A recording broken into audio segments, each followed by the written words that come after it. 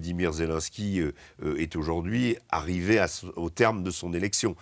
Pour les Russes, il n'est plus le président légitime de l'Ukraine. D'ailleurs, ceci leur reproche, d'où l'idée de Volodymyr Zelensky de tenir des élections en espérant qu'il pourra les remporter.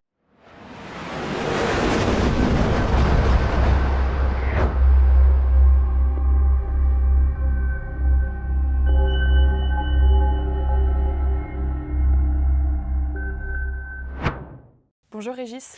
Bonjour Joséphine. Alors Volodymyr Zelensky était ce mardi 9 décembre à Rome pour rencontrer Giorgia Meloni. Tout d'abord, s'attendait-il à ce que cette rencontre soit un moment décisif ? Volodymyr Zelensky, aujourd'hui, il est dans une position affaiblie. Le scandale de corruption qui a éclaboussé ses proches, son plus proche conseiller, son ancien chef de cabinet désormais, Andrei Yermak, le fragilise, déstabilise quelque part toute l'architecture du pouvoir qu'il avait mise en place. Ses ministres aussi ont été certains, celui de la justice, de l'énergie, même son conseiller à la sécurité nationale, Rostom Umerov, qui continue néanmoins à être celui qui négocie avec les Américains et avec les Européens pour l'Ukraine, maintenant qu'Yermak n'est plus là. Donc Volodymyr Zelensky se retrouve dans une situation où, tant sur le front en Ukraine que sur le front intérieur, il est dans une position de fragilité qu'il n'avait pas avant la révélation de ce scandale.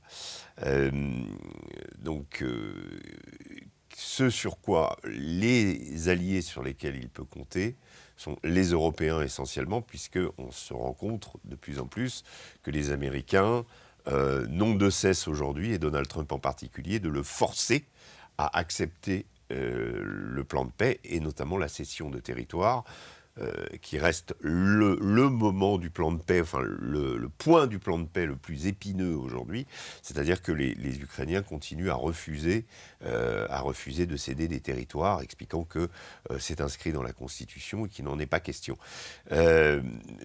Fatalement, à un moment ou à un autre, on l'a expliqué hier longuement dans la précédente vidéo d'actualité, à un moment ou à un autre, il va falloir que quelqu'un cède.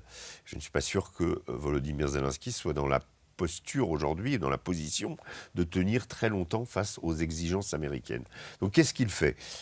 Il se rend à Londres la semaine précédente, un jour avant la négociation entre Steve Witkoff, Jared Kushner et Vladimir Poutine au Kremlin. Volodymyr Zelensky s'était rendu à Paris.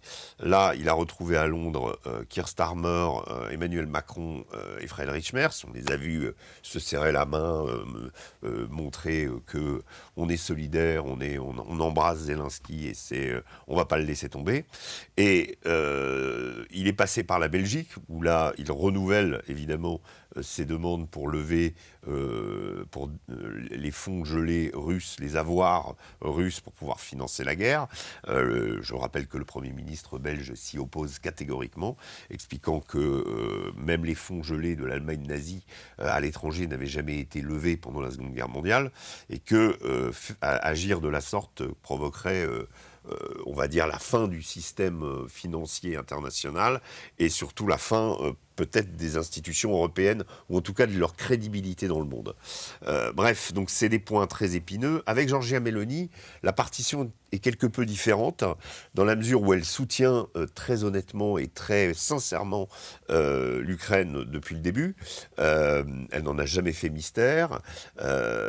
Disons qu'elle soutient l'Ukraine avec une position moins idéaliste que les trois autres acteurs européens, que sont Emmanuel Macron, Friedrich Merz et Keir Starmer, qui, je dirais, adoptent une position qui ressemble encore à la position des Occidentaux avant l'élection de Donald Trump et avant l'évolution de la situation sur le terrain en Ukraine aujourd'hui, où les Russes avancent de façon significative. Donc, Giorgia Meloni, elle essaye de faire de la diplomatie, à la différence de Madame von der Leyen, qui passe son temps à expliquer que les frontières frontières de l'Ukraine, que la souveraineté de l'Ukraine doit être absolument respectée, au lieu de considérer et de regarder la réalité telle qu'elle est aujourd'hui avec ce pays dont 20% du territoire est amputé, est occupé par les Russes, et d'imaginer que les Russes, dans une position de force aujourd'hui, allaient subitement se dire « non, on va respecter la souveraineté de l'Ukraine », c'est complètement absurde. On est dans un moment où la diplomatie internationale, et en particulier européenne, française, britannique et allemande, est dans une position absurde. C'est-à-dire que le réel contredit chaque jour ce que affirment ces gens-là. À la différence de Giorgia Meloni, elle a sa relation particulière avec Donald Trump. On se souvient que c'était avant l'investiture de Donald Trump, elle avait été accueillie à bras ouverts à Mar-a-Lago, en Floride. C'était un peu la chouchoute de Donald Trump. À l'époque, Donald Trump, on a un peu oublié, menaçait l'Europe de tarifs douaniers exorbitants.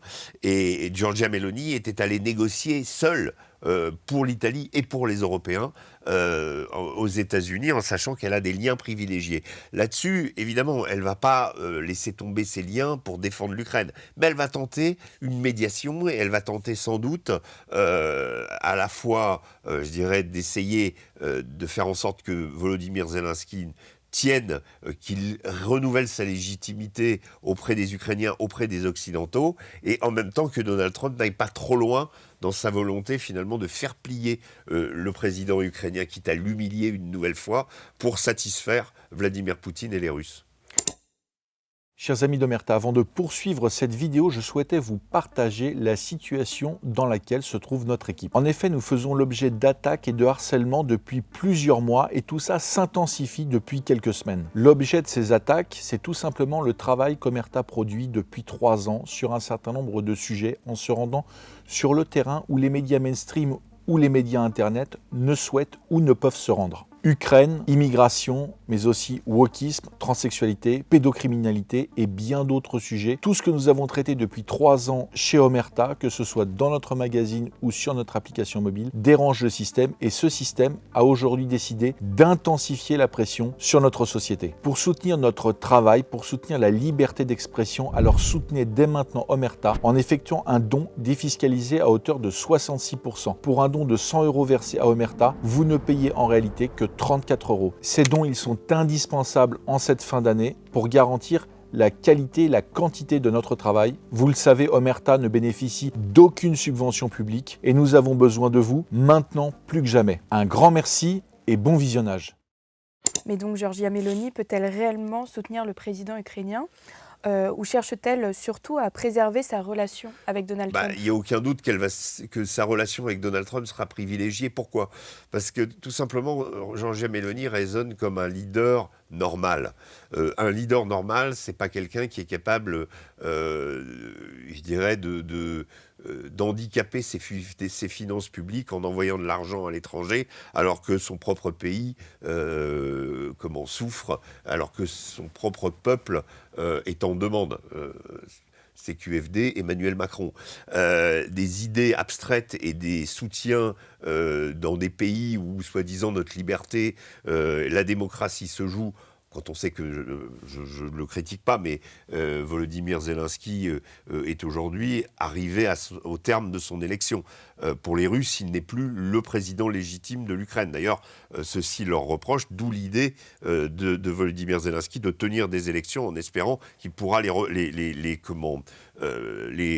remporter. Mais il n'y a pas que ça. En Ukraine, l'opposition est interdite ou muselée pour les plus radicaux, la presse d'opposition également, et donc on est avec un président qui n'a pas renouvelé son mandat. Donc on peut parler de valeurs autant qu'on veut, de démocratie, etc., d'exemples. Et puis quand on sait que la corruption touche à la fois l'électricité, c'est-à-dire qu'il y a des magouilles au niveau de l'électricité quand les Ukrainiens souffrent de pénurie en raison des frappes des drones russes dans une période hivernale, c'est un peu scandaleux. De la même manière que l'argent, on parle de plus de 40 milliards qui auraient disparu d'aide occidentale. C'est un argent qui était amené par les États-Unis et l'Europe au début de la guerre pour aider l'Ukraine à se défendre.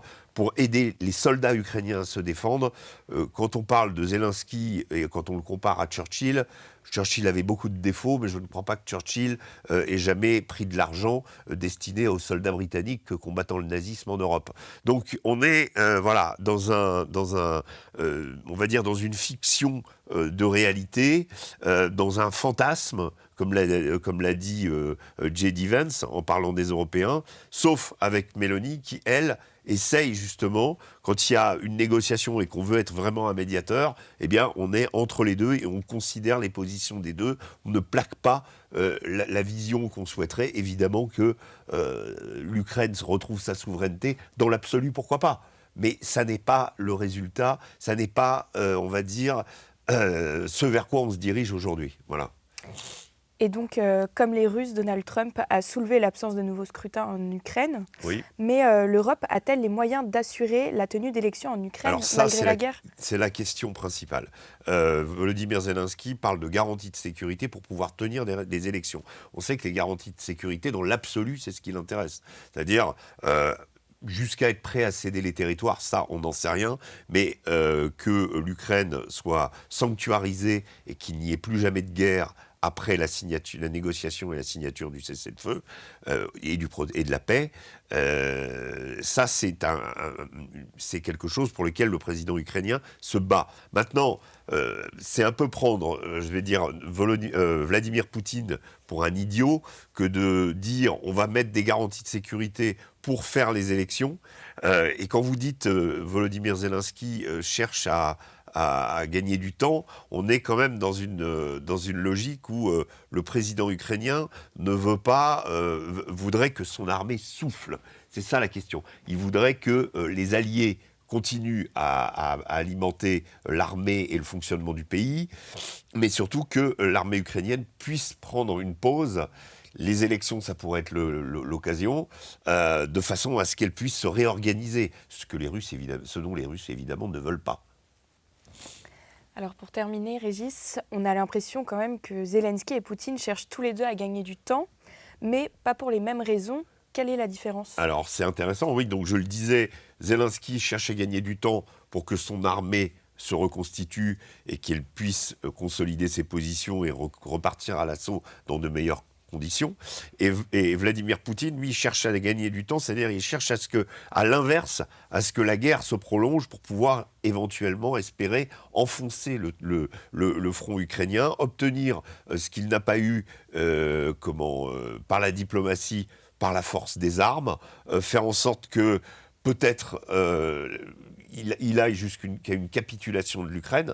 Je pense que vu les moyens investis par la Russie et par Poutine, vu le prix à payer pour cette guerre, on va dire la rupture avec le camp occidental. Alors, c'est plus tout à fait le cas évidemment avec Donald Trump aujourd'hui, mais ça a été le cas pendant plus de 3 ans avec Joe Biden et les leaders européens qui ont tenté de faire de la Russie un paria sur la scène internationale. Ils n'y sont pas parvenus, mais en tout cas, il existe aujourd'hui un certain nombre de sanctions dont les Russes aimeraient bien se débarrasser. Donc ça leur a coûté énormément, ça leur a coûté en hommes aussi, comme aux Ukrainiens.